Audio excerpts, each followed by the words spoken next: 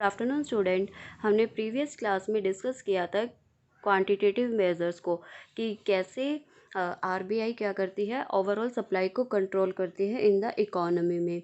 Like inflation के case में money supply को डिक्रीज करती है, डिफ्लेशन के केस में क्या करती है, मनी सप्लाई को इंक्रीज करती है by applying various rates like repo rate, reverse repo rate, open market operation, bank rate, CRR, SLR.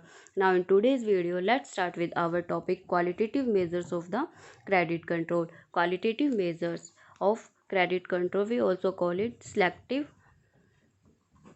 Credit control. Selective control हम किस लिए बोलते हैं, क्योंकि जो आपके क्वालिटेटिव मेजर्स होते हैं इसमें आरबीआई क्या करती है, आरबीआई जो भी रूल्स रेगुलेशंस इम्प्लीमेंट करती है, गाइड करती है, वो कुछ जो गाइडलाइंस गिवन है वो कुछ सिलेक्टेड एरियाज़ के लिए होती है और सिलेक्टिव सेक्टर्स के लिए होती है। वो हम वन बाय वन डिस्कस करते हैं। Like first one is margin requirement. Margin requirement क्या होता है? It is the difference between value of loan guaranteed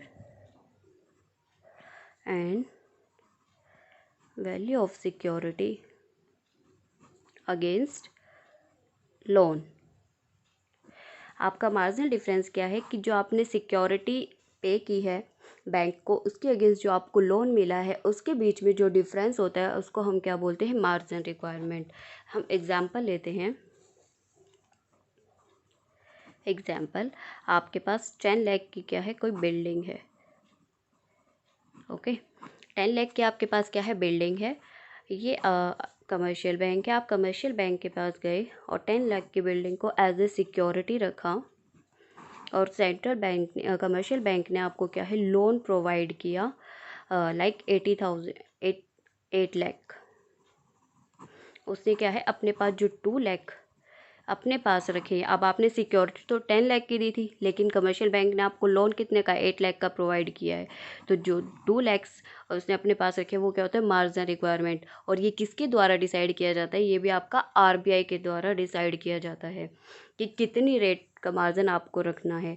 like अगर 10 लाख का अगर मान लो 10% है, तो 10 लाख का 10% आपके पास कितना हो जाएगा, 1 लाख। तो आप 1 लाख रख के 9 लाख के आप क्या है, उसको लोन प्रोवाइड कर दोगे। तो इन केस में हम इन्फ्लेशन और डिफ्लेशन को कैसे कंट्रोल कर सकते हैं? लाइक इन्फ्लेशन के केस में क्या करेगी, इन्फ्लेशन के केस में आरबीआई क्या करती है, जो मार्जिन रेट होती है, मार्जिन रेट को क्या कर देती है, इंक्रीज़ कर देती है। लाइक 10% पे आप ये 9 लाख और 1 लाख आपका मार्जिन था। अगर मार्जिन इन्फ्लेशन के केस में रेट को अगर 20% कर देती है, तो 10 लाख का 20%, इट मीन्स 2 लाख क्या हो जाएगा, आपके पास मार्जिन हो जाएगा। और 8 लाख क्या करेगी, वो उसको लोन प्रोवाइड करेगी। पहले 9 लाख का लोन प्रोवाइड कर रही थी और अब 8 लाख का लोन प्रोवाइड करेगी। तो इसको हम क्या बोलते हैं, इससे क्या होगा, आपकी इकॉनमी, आपके पास पैसा कम जाएगा। पैसा कम होगा तो उससे क्या होगी, आपकी डिमांड कम होगी और डिमांड कम होगी तो इन्फ्लेशन की सिचुएशन को हम कंट्रोल कर सकते हैं। तो आरबीआई क्या है, time to time guidelines provide करते रहते हैं कि कब किस केस में क्या है, मार्जिन रेट को इंक्रीज़ करना है और कब डिक्रीज़ करना है। Now second one is credit rationing.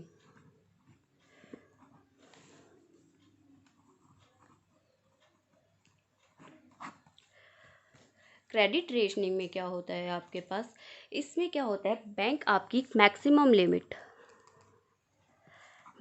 Limit decide कर देती है कि आप इतनी लिमिट तक क्या है लोन आप प्रोवाइड कर सकते हो। आप इससे ज़्यादा क्या है, इससे ज़्यादा लिमिट से आप लोन प्रोवाइड नहीं कर सकते। ये गाइडलाइंस क्या है, आरबीआई इशू करती है किसको, कमर्शियल बैंक को।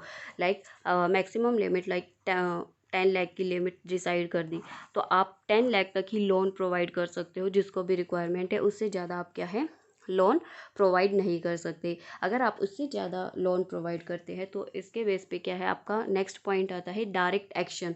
एक डायरेक्ट एक्शन आपका पॉइंट आता है। अगर आप आरबीआई के गाइडलाइंस को फॉलो नहीं करते हो तो आप ये अगेंस्ट क्या है, डायरेक्ट एक्शन भी ले सकती है। और जो आपका ये है क्रेडिट रेशनिंग में, इसका कैसे इफेक्ट होता है इन्फ्लेशन एंड डिफ्लेशन में। क्रेडिट रेशनिंग, अगर इन्फ्लेशन है तो आप क्या करोगे, इसकी लिमिट्स लगा दोगे, मैक्सिमम लिमिट कि आप इतना लोन प्रोवाइड कर सकते हो। अगर आपके पास क्या है, डिफ्लेशन केस है, तो आप क्या करोगे, इस लिमिट को हटा दोगे। तो इससे आप क्या है, मनी सप्लाई आपकी इंक्रीज हो जाएगी और डिफ्लेशन की सिचुएशन से बाहर आ सकते हो। एंड डायरेक्ट एक्शन हो गया है। Now fourth one point is regulation of consumer credit.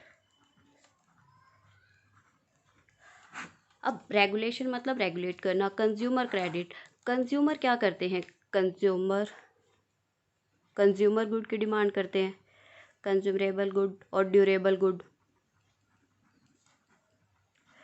जब कंज्यूमर गुड्स को क्रेडिट पर परचेज करते हैं, लाइक आपके एसी, फ्रिज, टीवी